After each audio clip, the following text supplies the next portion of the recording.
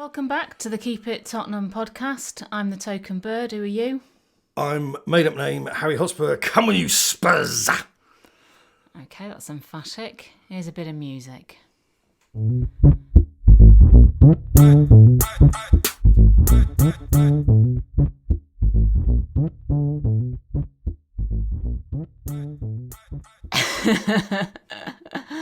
Up the Tottenham. There's a number of kids right now who might not get to do their exams. Not sure how they feel about that. But given the show notes that you've passed to me in the last 10 seconds, because that's how long you give me to prepare Everything for these is things. an exercise in This one-upmanship, is looking like a Viva. Talk to me. Viva? A Viva. You don't know what that is, do you see? No, You're what's that? really, really smart readers will know exactly what a Viva is because they're cleverer than thou. Yeah. Anyway, This is. There's lots of things that I don't know, and do you know I'm better off for it. You heard it here first. Yeah, but I'm better off for it because there is only a finite. You'll find out. Yeah, there's only a finite amount of information that my brain can contain. And if I was to absorb one of these absolute waste of space nonsenses that you bring up occasionally, I'd forget where I live. You've also put it all in capitals. Yeah, do you know Shouting why? at me. Yeah, do you know why? Because that makes it easier to read. If you are glancing at Rather notes, than like doing 1.5 spacing. No, I bet you don't know how to do that, do you? First of all, that doesn't help anybody because your eye line gets all screwed up. And second of all, You don't want I to used to screw work. the eye line. It's a little known fact that I used to work in the rag trade. Ah. Yeah, you heard about that. And one of the banes of that industry was alteration notes. So you say, what does that say? Well, I don't know what it says, but He's currently acting. You can't see it. Yeah, but he's yeah, acting. yeah. You can see the guy's ankles. There's been there's a colossal mistake gone on. And it's because somebody's Some jam on your shoes and invite your trousers down for tea. Yeah. Or something that's less northern that people will actually understand. But the point being is, so you get into the habit of writing. He's now writing. In the air. Yeah. You get into the habit of writing in block capitals, so there's no confusion. So when you're looking at this, you can see it. So, Mr. Harry Hotspur, Yeah. thank you for attending your Viva. Please tell us all about the City game. What's Viva before we go on? Is it some Jewish thing? It's a talking bit you have to do for an exam where they ask you about something. Who would possibly want to know loads that? of people know. Anyway, just talk about the City game. Crack on. Or maybe we you should know what? pause. Maybe we should pause and just remind the listening public. You nearly said viewers. Which one of us? You don't want to be seeing it today. Which one of us has got? It had pizza for breakfast. Yeah, well, I had problems in the food department, and now I feel sick. Anyway, which one of us has got an O level in spoken English? And which one of us has got 2 degrees related to language? No, nonsense. You may as well have a degree in I Spy books. Absolute waste of time. London board as well. That was one of the best games I've ever seen Tottenham play. Yeah. Do you know something? I was absolutely gripped by it. It was an incredible game. The level of discipline and commitment and understanding. I think I joked at one point, they're making us look like Real Madrid, which is the polar opposite of my usual line when we're playing somebody a bunch of toilet cleaners, and I say, "Oh, great, we're making them look like Argentina." Yeah. We were sensational, and there's no two ways about it. I was wandering around in a daze. There was a beautiful clip of Pep after the game. No, in the last 10 minutes of the game. And he looked like a guy who was trying not to fall asleep at the wheel. He was forcing animation into his face, and he sat there with his eyes open like a matchstick. That proper wide-eyed. And he looked like a guy who was just suspended in animation.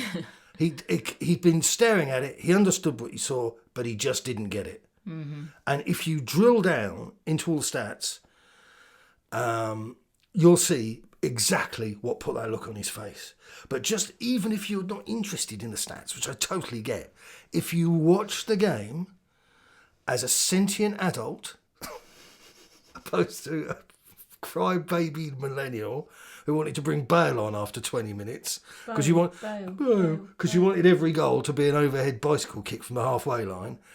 If we can move on from these people, So, who we're going to savage later, by the way. So Well, if you don't understand how beautiful that game was yesterday, then you should be watching basketball. If you want quick back and forth, go watch some basketball. Well, I made the point to you earlier, and I stand by it. There's two ways of identifying the people that don't get this.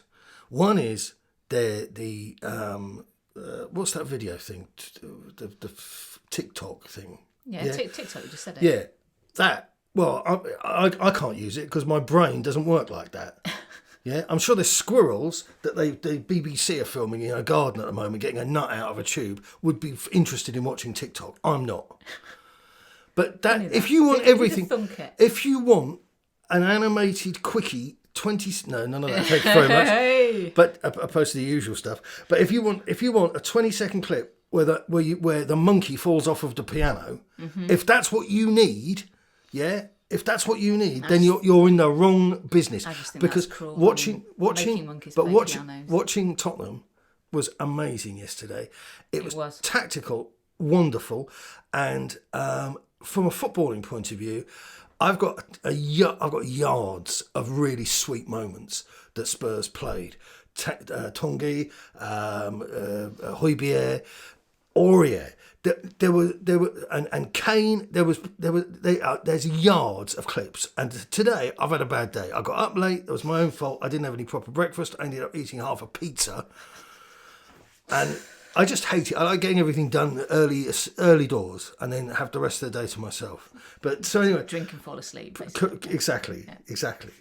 As like any decent half decent functional alcoholic would.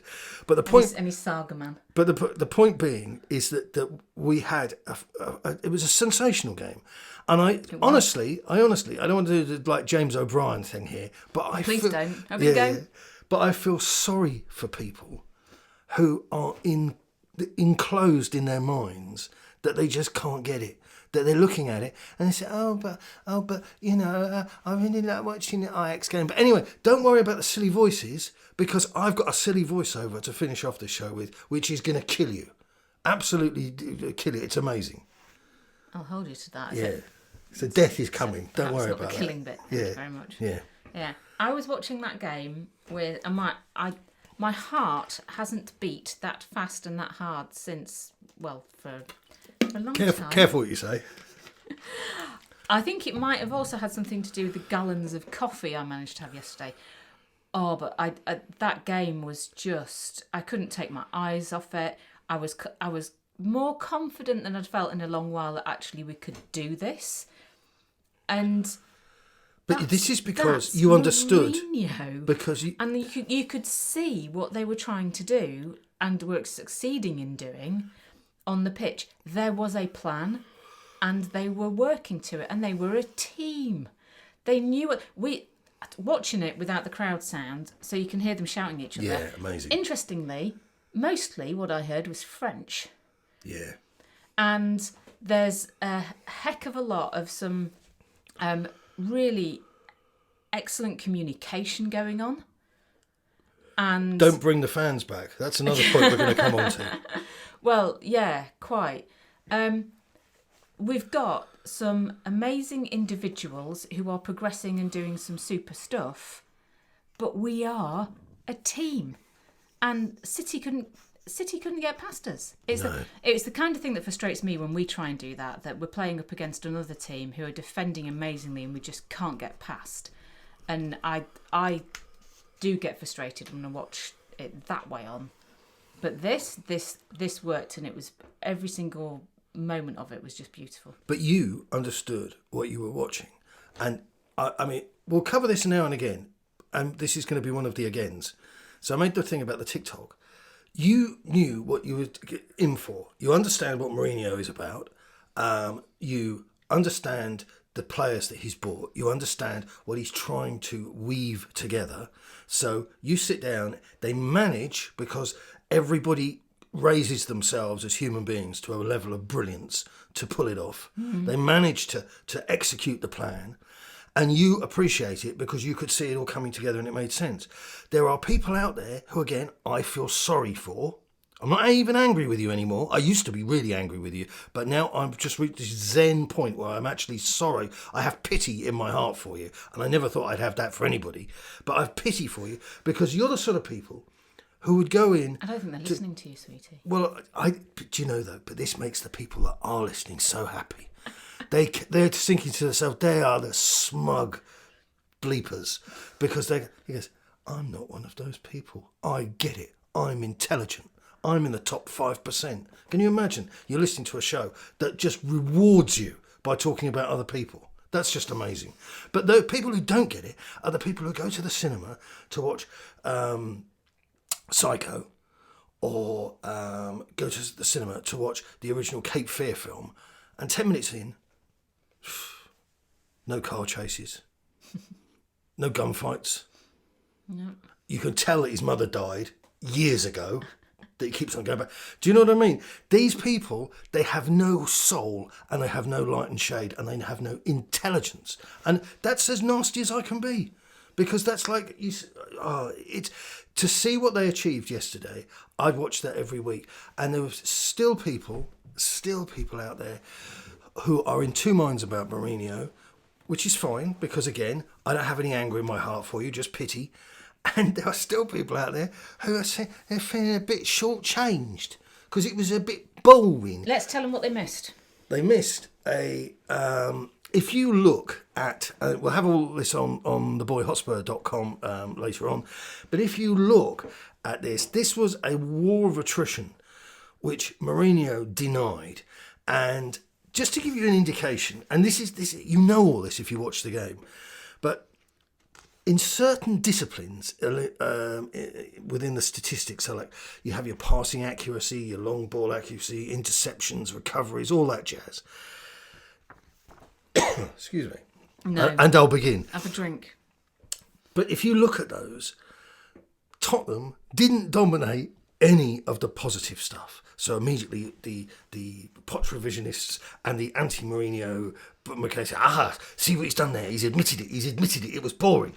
But it wasn't boring because it was fiendishly brilliant. So if we look at tackling statistics, blocks, clearances and fouls, which I'll come back to, Spurs obliterated all of those disciplines. So all of the stuff that requires absolute discipline. Højbjerg, Aurier, Kane, Tanguy Ndombele, all of these guys, there wasn't a City player in there.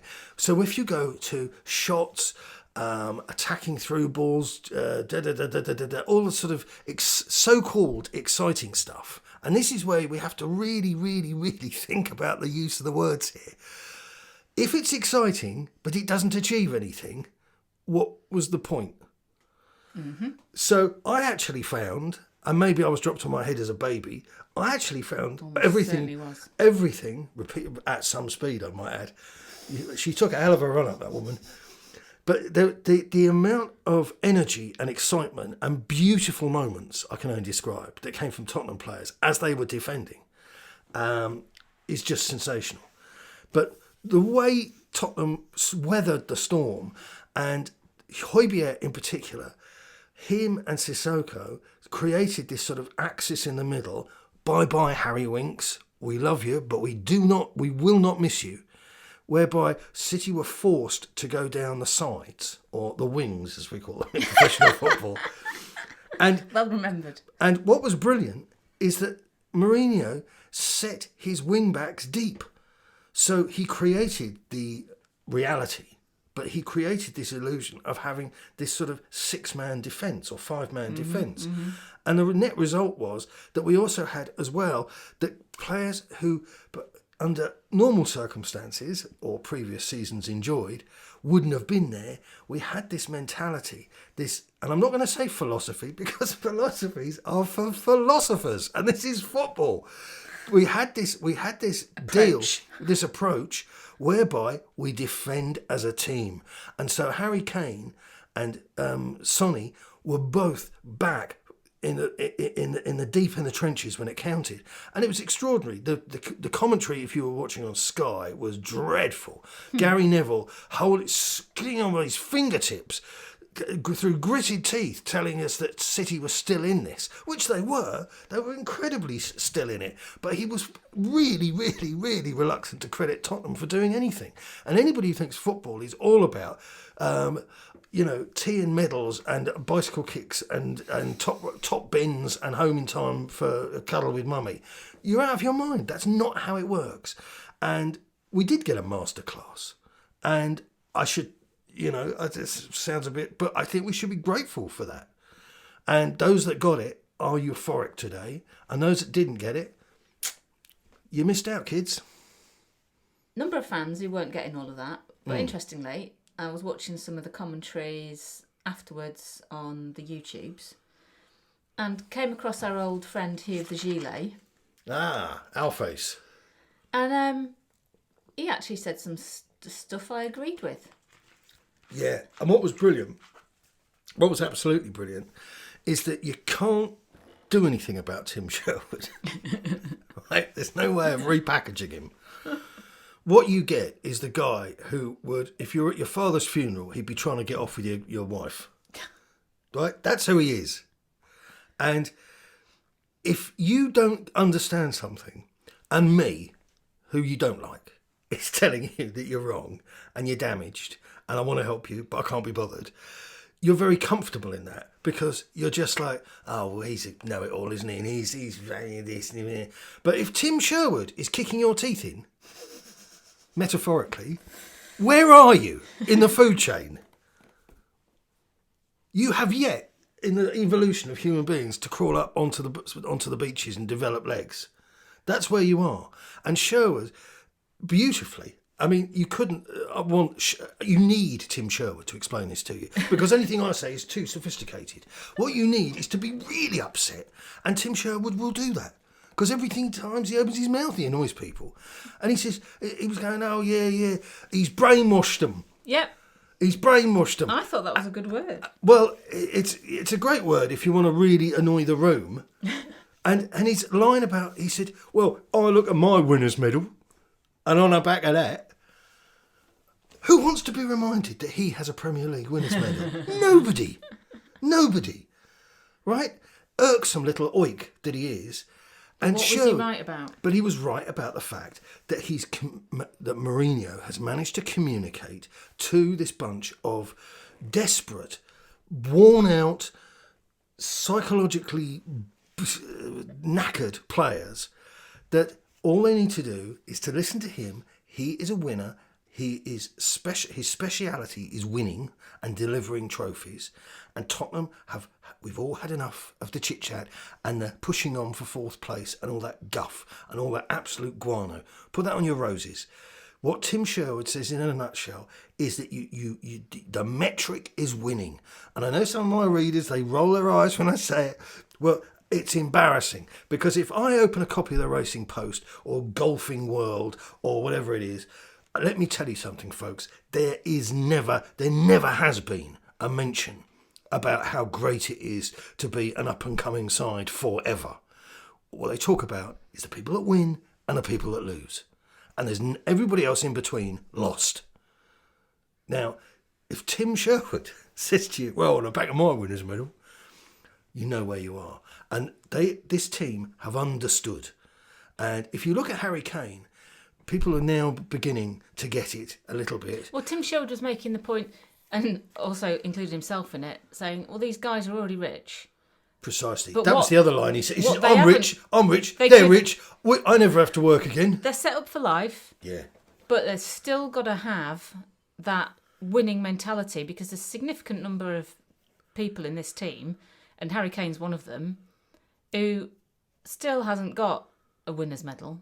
Still hasn't got a trophy. But Kane is not an anomaly. There's a lot of these guys that they fell into the same trap that was being peddled. This myth, all these myths that Levy and all just these dreadful people.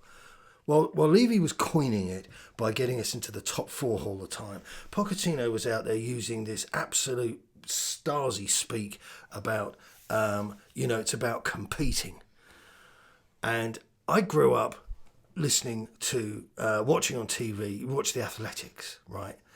And And we've got the British runners coming in 9th and 23rd, and it's great to see them competing at this level. No, you're making the numbers up, which is a polite way of saying you lost again. Mm-hmm. And Mourinho has got it into them that this is about winning, and anything else that isn't winning, leave it outside. Yeah, and that's what he was. That's what he was saying. You want a winner's medal to show your grandkids. Precisely, and everything else is tut. And those that don't get it, go and watch the opera, because I guarantee you get absolute spanking value for money. You watch. I mean, this is the thing. We can't go anywhere because of COVID. Okay, so everywhere's shut down, and I think this is going to go on for a long time, incidentally, and I'll come back to that. But you can't go anywhere, so you can't go to the opera. So you buy an operatic DVD. So you buy Don Giovanni, Placido Domingo. Still exist. Well, you know what I mean. Download it, whatever the kids are doing these days. Anything that's longer than 30 seconds, a great many people this day and age aren't interested. But anyway, so you watch that. I guarantee you watch that. It's like watching The Godfather or something like that. I guarantee you will get all the boxes will be ticked. You'll get up after watching and go, wow, that was a great experience. You watch Spurs win a game 3-0 or 4-0 on one of those wretched DVDs that Levy released during the last decade. Tell me how you feel. Tell me how you feel looking at those shirts that define the seasons, and tell me how you feel watching it. Oh, I love Robbie Keane, I love that. And tell me how you feel watching those people that didn't win anything. You will not get that rush, that guaranteed hit. And if you want that hit, then the truest way to do it is to win stuff. There was so much more to that game yesterday, and whilst my heart was beating out my chest, it was so much more interesting and exciting to watch than the Man United game was. It was far better. We beat Manchester United 6-1, and you and I were watching that, and it seemed like every 10 minutes going, "Way!" and hurrah, and all that's business. And then you're wandering around going 6-1, Solskjaer's out of a job next week, then But it was great, and I'd like to beat everybody 6-1 every week, absolutely. But to be rewarded by the class of performance that we got from all the players. Yeah. I mean, I made the point. I can't remember what it was now, but I'll keep this brief. But there was a stat thing I was doing, and I was saying that so and so had a really, really good game. Good game against. I think it was against West Brom. Might have been Eric Dyer. I can't remember. But there was loads of fans going, "Oh, he's rubbish. I'll get him out of my club," and all that usual Twitter guana. And I said, but he actually was even more effective against West Brom. That was it, because West Brom were tougher to break down than Manchester United were. So don't get wrapped up in who we play. Get wrapped up in the performances, the standards that we're against. And West Brom were tougher to break down than Manchester United were. Yeah. So you win 6-1, but you didn't have to actually kind of fight for it too much, because United got their own problems. But listen, I mean, we had a conversation before the game. Well, I was managed to just keep you awake, but I was explaining to you how that City, he explains things to me a lot. Yeah, well, I just don't want you to be harmed by this world. Which one of us won a bet yesterday? Yeah, was placed. I'm worried about people that place bets and don't tell other people that they've placed them until after the event. But the point. Kane assist, by the way. 65 quid. I'll have that. But the point I'm making is that while we're looking at this, that, and the other, the bookmakers move in dark and mysterious ways, and they made 10th placed Manchester City favourites for the title. That was yesterday. The prices have changed, incidentally. This morning, 3 clubs are 5-1, and we're one of them. We've gone in from 8s. But the point about this business with City is that if you looked at the really dull expected goal stats before the game, there was a clear path that City could take in order to win that game. And it was to do with the amount of attacking play, the amount of corners they achieved, and the amount of goals that they didn't concede. Even though they're in 10th, they were still and they still are one of the 3 clubs that are tipped to win the title. So the bookmakers understand who is in the ring, but the punters quite frequently don't, and that's why punters run into trouble, and you never see a bookmaker's closed. Okay, so there's a little lesson in life. But the where did we go to anyway? Well, one of the reasons we are where we are at now is because every single player on that pitch and on that bench yesterday, has absolutely bought into what Mourinho wants to achieve. Yeah. And I think you could probably deduce from that. Deduce or induce? Deduce from that. You're the one with the spoken English. No, O level. Induce, O level. That's all you. Induce is a pregnant lady. Oh God, listen. So I think it's pretty clear who hasn't bought into it because they ain't been played. I said a minute ago, and if I quote myself, if you can't get everything out of your mind that isn't winning, then that's the door. Pointed to a wall. And I point to Exhibit A, Dele Alli, the king of the bounty bars. And this little weasel... Which way do you brush your teeth? But this little weasel, he's got so much... I mean, listen, if he had a brain half the size of mine, he'd be all right. Because he'd be able to pack plenty in. But him, I think, between his girlfriend's Chanel thong, the bounty bars, the teeth brushing, the finger tricks, and all the rest of it, I think if you blew really hard, his head would be empty. And I feel sorry for him. I know it's very patronising. I listened to that podcast the other day. The guy said he felt sorry for everybody. Well, what do you want me to say? It doesn't give me pleasure that there's people as dumb as him out there. Dele Alli, there's a great player in there. And I think somebody like, I don't know, West Ham, somebody who's missing a bit of magic, he's got a little bit of magic, might be able to bring it out of him. It's not going to happen at Tottenham.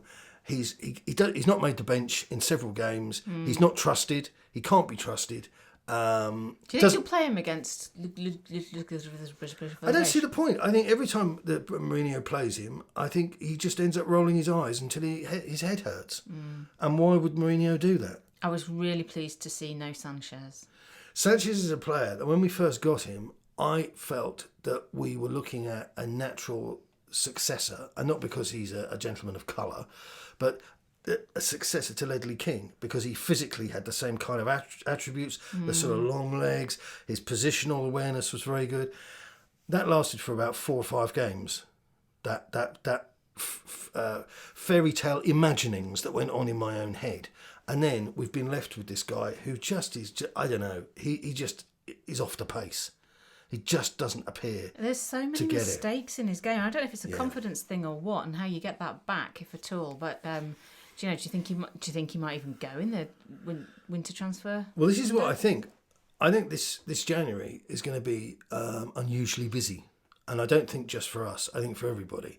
I think Tottenham have set off a lot of alarm bells because nobody expected us to be as competent as we have been, and I think a lot of clubs say like City, certainly United,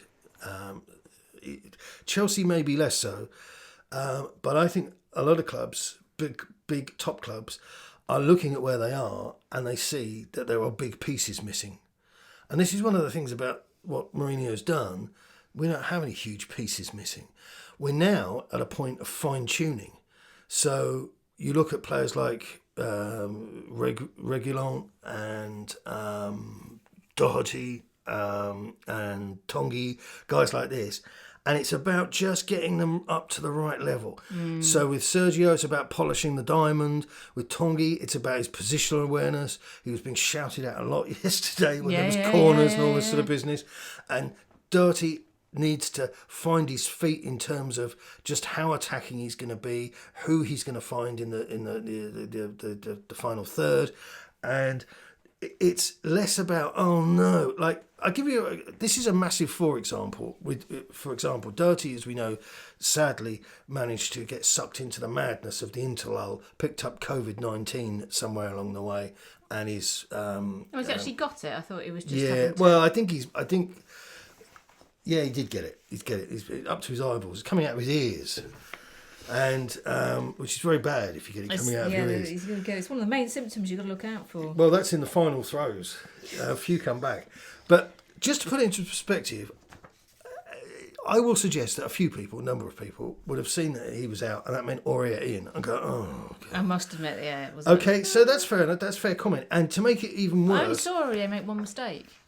Well, hold on to your hats, because just to being held. Yeah. Well, I had a look at some of the boys there, how they got on when they were playing their international interlull games, and Sergio played for the Ivory Coast, and it was a god awful. Côte d'Ivoire. Yeah, it was bloody horrible. Absolute shambles. 54% passing accuracy, which for those of you watching in black and white means that about half of the time when he passed the ball, it went to somebody on his own side. You will get better results throwing a coin in the air. You know, that's 54%, shocking. And then the most damning stat in situations like this, when you're just looking for an instant snap, give me an answer. Was it as bad as that? You know, doctor, is she going to live? 45% successful action. So that's everything. Throw-ins, passing, heading, whatever you want to throw in there. Tom Cobley and all, 45%. So that meant most of the things that he did for the Ivory Coast were disastrous. But then he plays for Mourinho a few days later.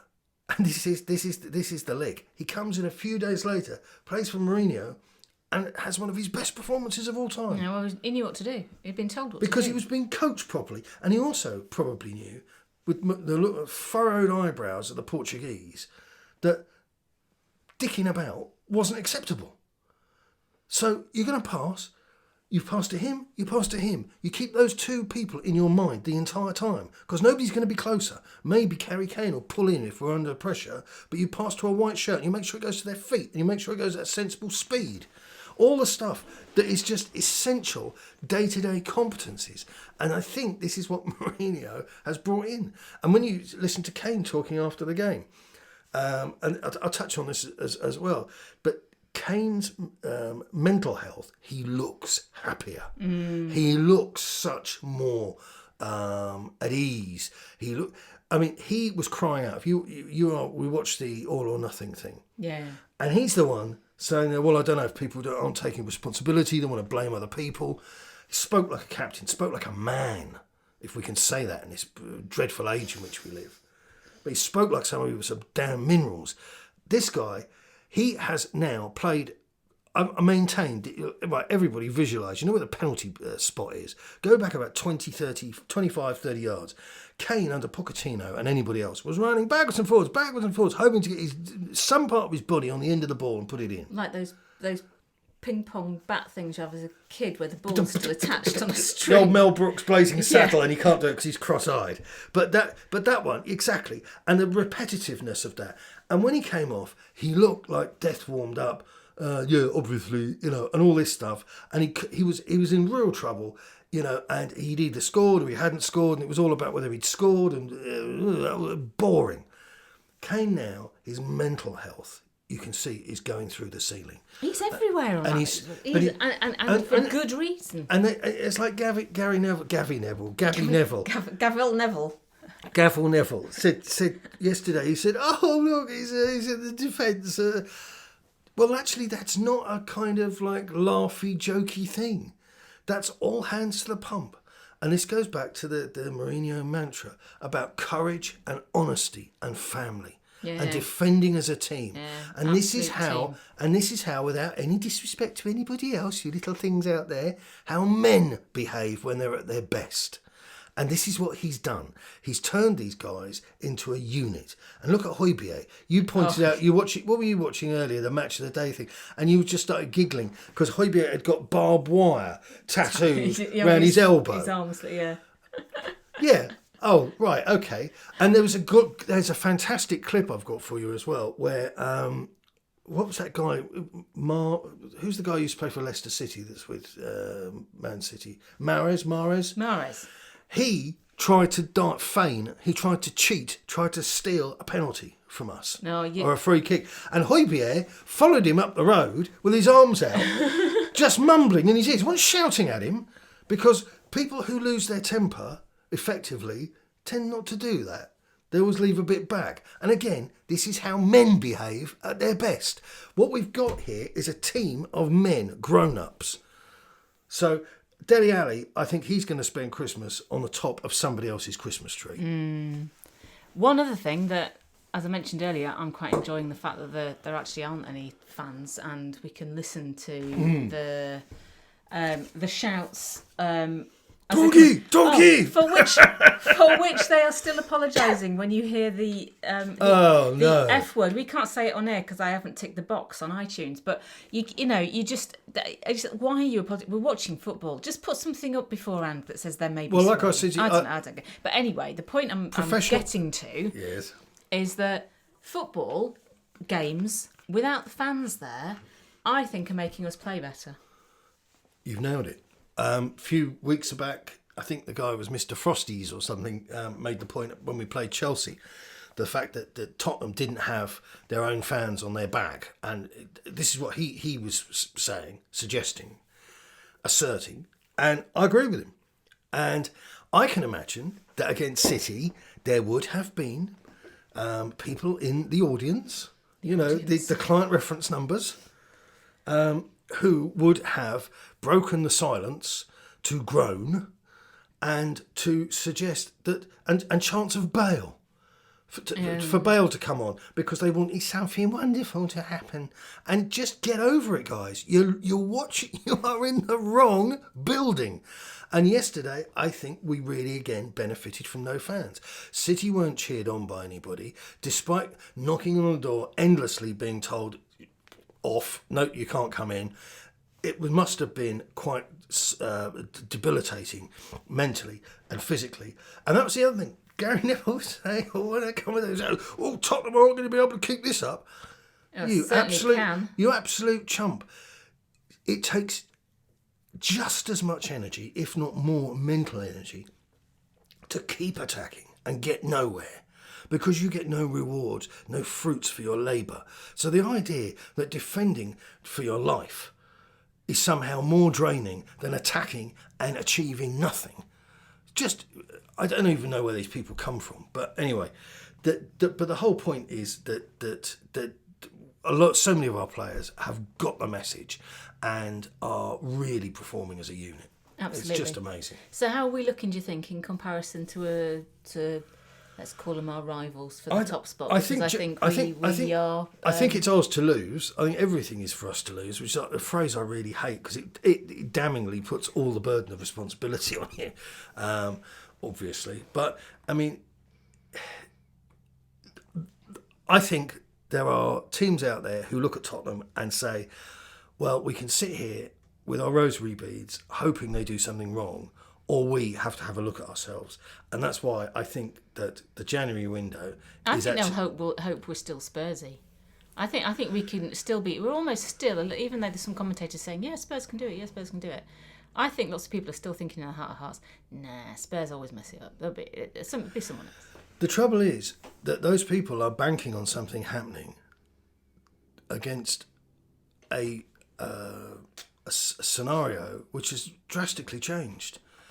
We don't have any lilies, any pansies, any whatever you want, bluebells in the team anymore. Okay. I'm interested to see how Rodon gets on, actually, because that was sweet when he came on yesterday for terrible reasons. I hope Alderweireld gets. No, he's dead. No, they took him outside. They held up a tarpaulin. Bang, gone. That's him. Yeah, you bet they die. No, but if I'd like to. It is a shame that he's had to come on for that reason. Yeah. But I'm interested to see how he gets on. I think possibly we need to go in and get somebody else as well, because I don't know how long it's going to take for Alderweireld to come back. But the cheeky grin on Bale's face when he saw that he wasn't going to come on and it was going to have to be Rodon, it's like wrong Welshman. Yeah. Cheeky. I just thought that was lovely as well. Well, Bale, but I'm interested to see. Do you think Rodon's got the mettle? I do. Don't forget, Swansea are a tough club to play. He had a fantastic record at Swansea. I don't see any reason why he wouldn't be able to step up. And this is the thing. You look over to your right, do you see Davinson Sanchez? No, you do not. You look over to your right and you see Eric Dyer, who had a super game. Well, he's just like his heading and his defensive capabilities, and to use that continental phrase, his dimensions. He's just awesome. So, and again, fans have had to pick on him in the past, which has been totally misplaced. But I just think I hate saying it, the future's bright, because that's always that sort of, oh, it's okay, I've got another line to get us out of winning anything. And that's hope and positivity, blah, blah, blah. What I like is money in the bank. And what I like is seeing us at top of the table. It doesn't matter if we're not top of the table for long. That genuinely doesn't matter. What I would like to see is progress being affected and change being affected, and that is precisely what's happening. Daniel Levy must be a very happy boy, because he didn't have any money, he didn't have any fans coming in. He's losing 800, no, it's more than that, it's 3 million a month or something like that, the number. They're losing money everywhere you look, yet he still backed Mourinho because he couldn't do it. He couldn't walk away from the meeting. He would have never have been able to hire him if he wasn't going to spend nothing. He couldn't walk away and say, oh yes, well I was going to get José in, but of course he wanted some money. He couldn't do that. And he knew that with the weight of the burden of responsibility with servicing the debt, the sponsors, all these people are getting itchy. You have no idea the strain and the stress that's building up. Advertising rates collapsed back in last April. They still haven't recovered. So don't tell me that whoever it is, Hublot watches or Audi motor cars or whoever it might be, are sitting there smoking cigars, looking forward to the next game. Everybody is looking at the numbers. And this is what Mourinho is doing. He's putting money in the bank and he's getting the numbers right. And he's doing it game by game as well. I like that. It's you focus on one game at a time, win this game, move on to the next. But that's his thing. None though. of these assumptions but you this is be top of the table in a week's time. But no, this is the thing, though. It's more brutal than that. He's not looking at it game by game in the traditional sense.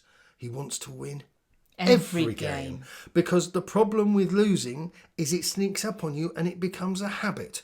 And what becomes a habit that you don't like? Excuses for the habit. So why did you eat so much? Oh, I was feeling a bit sorry for myself. Why did you drink so much? My girlfriend left me. Why did you? And every time you have a bad habit, you come up with excuses. And Tottenham's excuse book, you could fill a flipping library with it. Well, there's a few authors have. Yeah, and everybody's had enough. I think we're coming to the close of the operation. I think we've probably had enough of listening to you here, so start to wrap it up. Okay, I'll wrap it up. We've been talking about the ne'er-do-wells in our ranks. People who I suggest you avoid. Because I'm a great believer, and I know this goes against science, but I'm a great believer in catching stupidity and other bad illnesses from other people. So, we are Tottenham TV. I don't know if you've seen them, but they're relentlessly upbeat, very nice, good boys. We got picked up by the BBC in the quote thing today. We're not about to get sued, are we? No, I'm not going to get sued because you can't get sued. You can't get sued by quoting somebody. Okay. It doesn't work like that. Just checking. I'm seeing how much editing I have to do. So they were asked about their opinions, like, because they put this endless waving the shirt, reaction, lifetime, blah, blah, whistles, bells, cheerleader routine. So we got their go-to people, obviously.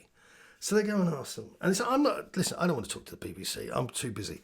But these people, God help bless them. They must have, the hearts soared like hawks this morning when they saw it in print. Just imagine having this on your gravestone, kids. And they're talking about Mourinho and how we've got on and where we are. And I'm not even going to do a pitiful little voice. When they say, I think it was. I'm not, because I know that goes through you. I know it goes through you. But because the words are damning enough. I think a lot of fans, I'm tempted to do it. Yeah, it's hard. Okay, I think a lot of fans felt like they were doing a deal with the devil. Ben continued on the theme. I felt like we were selling our soul. When my brother asked me if I wanted Mourinho as manager, I said, No chance do I ever want him. He's a dinosaur. Look what happens to him at every job. He's a ticking time bomb. There was a definite split. Half the fans we spoke to, which is interesting because they never have any guests on the thing. It's only them and their grandfather, who seems, again, like a very nice man. Social media bubble. Yeah. Look at a ticking time bomb. Half of the fans we spoke to are saying that he was a born winner and wins everywhere he goes. He is. And that we needed him after Pochettino, who had brought so much positivity, but was missing that first trophy. but a trophy at all. But missing that second testicle. Because that Champions League final was bloody scintillating. Shoot me in the face, listen.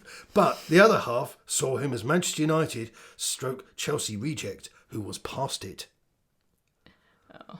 I remember. There's only 2 more lines, and then. But listen. If I don't share this, somebody, because a lot of us aren't using the BBC anymore because they're completely unreliable. Right, so so we're doing service here. I remember in some of the early days, songs backing Mourinho would start in the crowd, and others would grumble, saying they could not sing his name. He hasn't got a song, has he? No. I'd like him to have a song because we've got no fans What in the about stands. what about he's got the whole world in his hands? Everybody knows the words. Oh, together now. Surely that would work. Ideas, folks. Yeah, put them on a postcard and address the postcard to your own address. And if you send us anything, make sure you include a £10 note. But these poor guys. I mean, listen, we can't ignore them because they get a lot of viewers. I think they're accepting now. They're saying that we were wrong. No, they're not accepting. They're telling us that they were. Shall I go any more high pitched? They were telling us. They're telling us how their brains work, and I think this is a revelation that when should they ever move on in life, lose their virginity, grow up, they will look back on and think, "The hell did we come out with that?" I think they're going to look back on this as a mistake. But we need to reference them, not have a pop at them, just simply because they've got so many listeners or viewers or whatever it is that it would be remiss not to acknowledge their mind-blowing contribution to the debate. Harry, it's been an absolute pleasure. So until the next time, keep it on them. Believe it or not, we'd really appreciate your feedback. Positive, of course. Give us a thumbs up, 5 stars, write a review, all the rest of it, whatever platform you're on. Really appreciate it. Helps to get the podcast moving up through those podcasty, charty type things and spread the word. Cheers, guys. Keep it Tottenham.